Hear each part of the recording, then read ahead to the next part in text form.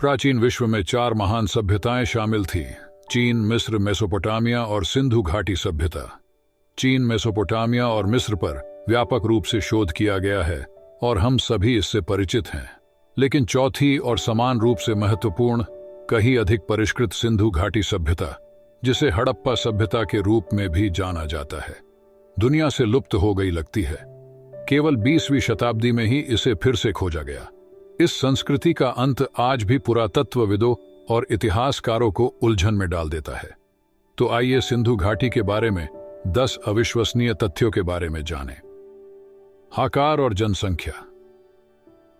सिंधु घाटी सभ्यता भारत, अफगानिस्तान और पाकिस्तान में लगभग 12 लाख वर्ग किलोमीटर तक फैली हुई थी। 1000 से अधिक सिंधु सभ्यता के शहरी केंद्रों और गांवों की पहचान की गई है। इनमें से केवल 96 की खुदाई की गई है। कई शहर मुख्य रूप से सिंधु और घग्गर हकरा नदियों और उनकी छोटी धाराओं के व्यापक क्षेत्र में वितरित किए गए थे। सबसे बड़े शहर, जहां 50 लाख से अधिक लोग रहते हैं, राखीगढ़ी, हड़प्पा, गणवेरीवाला, धोलावीरा और मोहनजोदारो थे। सिंधु घाटी में सबसे पुरानी बस्ती मेहरगढ़ लगभग 7000 ईसा पूर्व स्थापित की गई थी।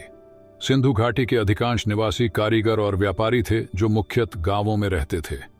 चूंकि इन गांवों का निर्माण मिट्टी और लकड़ी सहित आसानी से नष्ट होने वाली सामग्रियों से किया गया था, इसलिए उनकी रोजमर्रा की जीवन शैली और संस्कृति सदियों से खोसी गई थी। पुरातत्व खुदाई से हमें पता चला है कि सिंधु घाटी सभ्यता काम करने के सुव्यवस्थित तरीके वाली एक अत्यंत परिष्कृत संस्कृति थी। भारी आबादी होने के बावजूद इसके शहर मेसोपोटामिया और मिस्र के अधिकांश समकालीनों के विपरीत गंदे या अव्यवस्थित नहीं थे। कुछ उदाहरणों में उन्होंने आधुनिक शहर योजनाकारों को शर्मसार कर दिया होगा। शहरी नियोजन। सिंधु घाटी सभ्यता दुनिया के पहले डिजाइन किए गए शहरों को प्रदर्शित करती है, जो ग्रिड पैटर्न में व्यवस्थित हैं, जिनमें सड़कें समकोण पर चलती हैं। शहर नियोजन में ये प्रगति मिलेटस युग के हिप्पोडामस से भी पुरानी थी, जिन्हें कई लोग यूरोपीय शहरी नियोजन का जनक मानते हैं।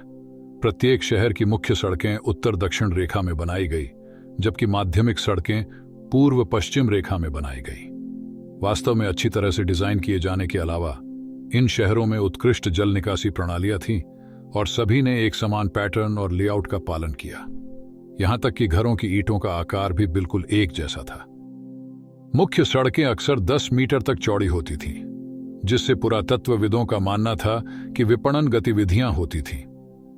हड़प्पा में बैलगाड़ियों की आवाजाही में आसानी को बढ़ावा देने के लिए सड़कों को पकी हुई मिट्टी की ईंटों से पक्का किया गया था और अतिरिक्त सतही पानी को निकालने के लिए उनके साथ साथ चलने वाली नहरें भी बनाई गई थीं। वास्तव में उनकी गंदे पानी की नालियां इतनी नवीन थीं कि उनके पास पूरी तरह से अलग चैनल लाइनिंग थी। गंदे पानी की नालियां और बारिश के पानी के लिए अलग से नालियां थीं। इन चैनलों और नालियों को जमीन के नीचे रखा गया था और सफाई की आवश्यकता होने पर उन्हें टेराकोटा ढक्कन के माध्यम से खोला जा सकता था। स्वच्छता एवं सफाई। यह पता चला है कि सिंधु घाटी सभ्यता के प्राचीन निवासी स्वच्छता और साफ सफाई को उच्च प्राथमिकता देते थे और अपेक्षाकृत स्वस्थ, सुरक्षित और स्वच्छ जीवन जीते थे। विशाल मात्रा में सार्वजनिक स्नान घर, एक अनूठी जल संरक्षण प्रणाली, हर घर में पानी की आपूर्ति, साफ सुथरी सीवेज प्रणालियां और प्रभावशाली भूमिगत नालियां, सभी अपने नागरिकों के जीवन में स्वच्छता प्रथाओं की भूमिका को उजागर करती हैं।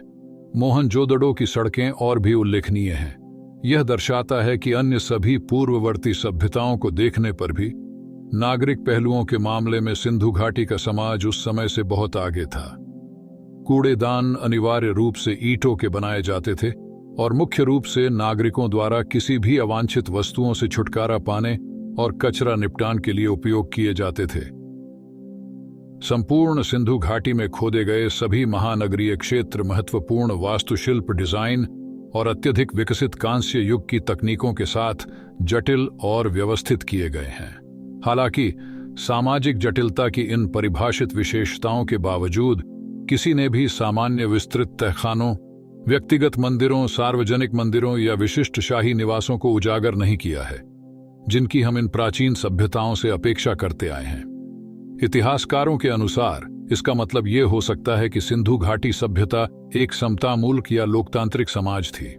हमारे पास खुदाई और अनुसंधान की लगभग एक सदी हो गई है और एक प्रमुख अभिजात वर्ग या यहां तक कि प्रबंधकीय पदानुक्रम के एक वर्ग के लिए निश्चित प्रमाण अभी तक सामने नहीं आया है। इसका पता न चल पाने का कारण सिंधु समाज की जटिलता और परिष्कार की कमी नहीं है, बल्कि मानवता के प्राचीन अतीत के धन वितरण, व्यक्तिगत संबंधों, विशेषज्ञता और शहरीकरण के बारे में आम गलतफहमियों और त्रुटिपूर्ण धारणाओं के कारण है।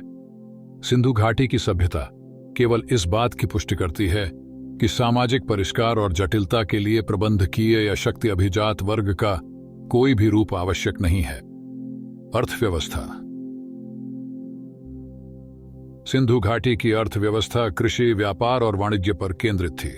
मध्यकांस्य युग के दौरान मेसोपोटामिया शास्त्री अक्सर मेलुहा के साथ फलते फूलते व्यापार का उल्लेख करते थे।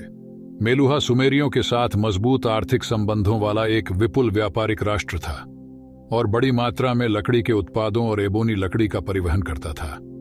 तिल का तेल और अन्य बेहद मूल्यवान या विलासितापूर्ण वस्तुएं जैसे लापीस लाजुली ज्यादातर मेलुहा से भेजी जाती थीं, जिसके बारे में पुरातत्वविदों का मानना है कि यह सिंधु घाटी सभ्यता थी।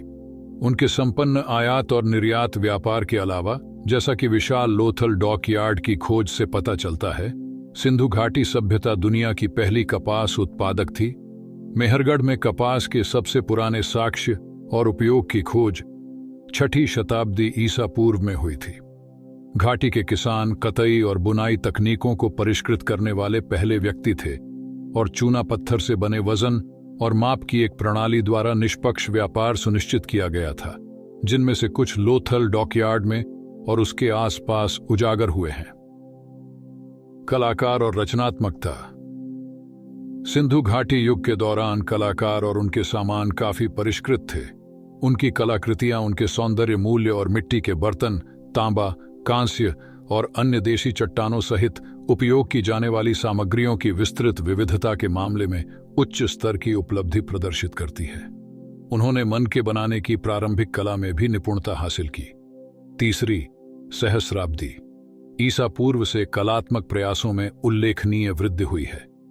विभिन्न पुरातात्विक स्थलों से प्राप्त वस्तुओं में कई मूर्तियां, मिट्टी के बर्तन, आभूषण, मिट्टी की मूर्तियां आदि शामिल हैं।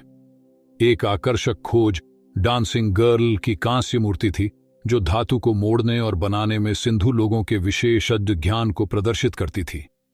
उनके प्राचीन समाज में कला या मनोरंजन के रूप में नृत्य को महत्व था। प्रसिद्ध पुरातत्वविद सर जॉन मार्शल ने कहा, जब मैंने पहली बार उसे देखा तो मेरे लिए यह विश्वास करना कठिन था कि वह प्रागैतिहासिक थी। द डांसिंग गर्ल साथ ही कला के अन्य अद्भुत कार्यों को अब लुप्त हो चुकी मोम ढलाई तकनीक का उपयोग करके बनाया गया था, जो यूनानियों के कला रूपों से सहस्राब्दियों पहले दर्ज की गई थी। वास्तुकला में प्रगति। हड़प्पा में अत्यंत उन्नत अन्न भंडार हुआ करते थे। वास्तव में इन्हें बनाने के लिए जिस तकनीक का उपयोग किया गया था, वह 2800 से अधिक वर्षों के बाद केवल रोम में ही दोबारा पाई जा सकी। बाढ़ के दौरान उनकी सुरक्षा सुनिश्चित करने के लिए ऊंचे चबूतरे पर निर्मित हड़प्पा में खोजे गए 6 अन्न भंडार लगभग 148 फीट लंबे और 49 फीट चौड़े थे। इस प्राचीन सभ्यता के निवासियों ने 2 प्रकार की बुनियादी पकी हुई ईंटों का भी उपयोग किया था। बड़ी ईंटों का उपयोग बड़े सार्वजनिक भवनों के निर्माण के लिए किया जाता था, जबकि निवासियों के घर बनाने के लिए छोटी ईंटों का उपयोग किया गया था। चाहे ईंटें बड़ी हों या छोटी, उन्हें सभी शहरों में सटीक आयामों में बनाया जाता था। इस वास्तुशिल्प उपलब्धि के साथ वे कई बांध और जल जलाशयों का निर्माण करने में सक्षम थे। इन बांधों और जलाशयों का दोहरा उद्देश्य था।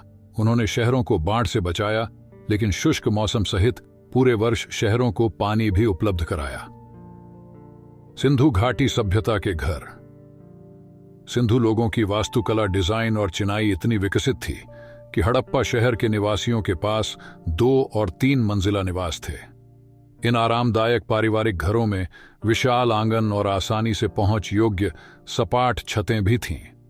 सिंधु घाटी के शायद ही किसी घर में सड़कों की ओर देखने वाली खिड़कियां होती थीं और आमतौर पर केवल एक ही प्रवेश द्वार होता था। सड़कों की ओर देखने के बजाय घरों की खिड़कियां और दरवाजे अंदर की ओर आंगन की ओर होंगे। इस प्रकार वे वास्तव में घर के अंदर शोर और धूल प्रदूषण को कम करने के लिए बुद्धिमानी से डिजाइन और निर्मित किए गए थे। हड़प्पा के ये घर इतने आश्चर्यजनक रूप से आधुनिक थे कि कई लोग मानते हैं कि वे दुनिया में पहले ऐसे घर थे जिन्होंने अपने घरों के साथ अपने बाथरूम जोड़े थे। खुदाई में प्राप्त लगभग सभी आवासों में बाथरूम, शौचालय और सीवेज सिस्टम के साक्ष्य मिले हैं। जैसा कि पहले उल्लेख किया गया है, प्रत्येक घर में पूरे वर्ष बहते पानी की सुविधा भी उपलब्ध थी। धातु कर्म में प्रगति। सिंधु घाटी सभ्यता में धातु विज्ञान की गहरी समझ थी। उनके धातु उत्पाद दूर दूर तक निर्यात किए जाते थे और सीसा, तांबा, कांस्य और मिश्र धातुओं सहित विभिन्न धातु उत्पादों का उपयोग करके बनाए जाते थे। उन्होंने उल्लेखनीय कौशल भी दिखाया और अन्य धातुओं की एक विस्तृत श्रृंखला के साथ तांबे को पिघलाने के लिए उनके पास कई तरह की तकनीकें थीं। लोथल पुरातत्व स्थल पर आधे मिलीमीटर से अधिक चौड़ाई वाले छोटे सोने के हार की खुदाई की गई है। रंगपुर, मोहनजोदारो और हड़प्पा में अन्य कीमती धातु की कलाकृतियां भी खोजी गई हैं। तांबे के उपकरण कुछ प्रकार की ढलाई विधि का उपयोग करके बनाए जाते थे, जबकि कांस्य की वस्तुएं एकल हथौड़ा वाली शीट से बनाई जाती थीं।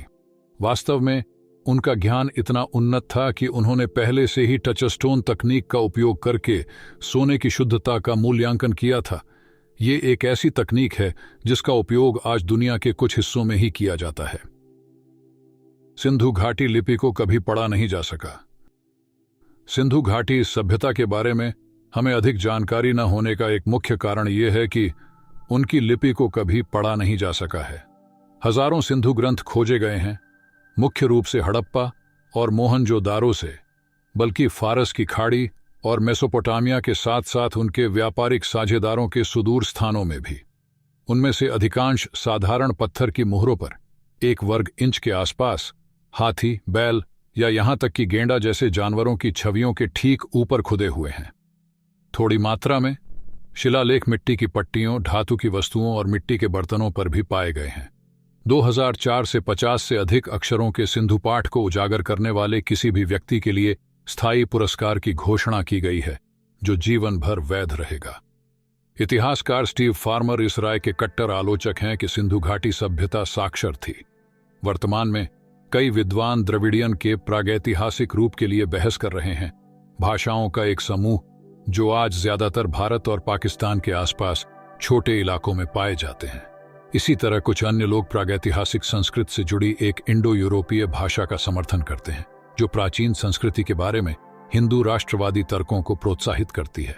हालांकि जब तक इसे पूरी तरह से समझ नहीं लिया जाता, हम कभी भी 100% निश्चित नहीं हो सकते। ये इतनी उन्नत संस्कृति कहाँ लुप्त हो गई, ये आज तक पता नहीं चला है। कुछ विद्वानों का मत है कि इसका विनाश किसी बाहरी आक्रमण से हुआ, जैसे आर्य आक्रमण।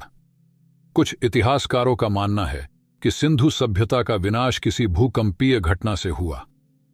कुछ अन्य प्राकृतिक घटनाओं को इसके विनाश का कारण मानते हैं, जैसे जलवायु परिवर्तन, वर्षा की कमी, वर्षा की अधिकता, स्थानीय प्रवास आदि।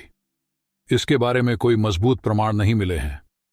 आपको ये वीडियो कैसी लगी, हमें कमेंट करके जरूर बताएं और चैनल को सब्सक्राइब करना मत भूलिए।